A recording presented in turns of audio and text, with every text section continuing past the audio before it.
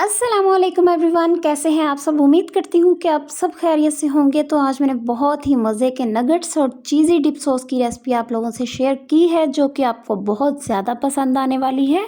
तो चले आए फिर रेसिपी शुरू करते हैं। आप इस रेसिपी का कोई भी पार्ट मिस मत करिएगा। आई होप कि आपको ये रेसिपी भी मेरी तमाम रेसिपीज़ की तरह बहुत ही पसंद आने वाली है। तो चले आए फिर इस रेसिपी को एंजॉय करके देखते हैं।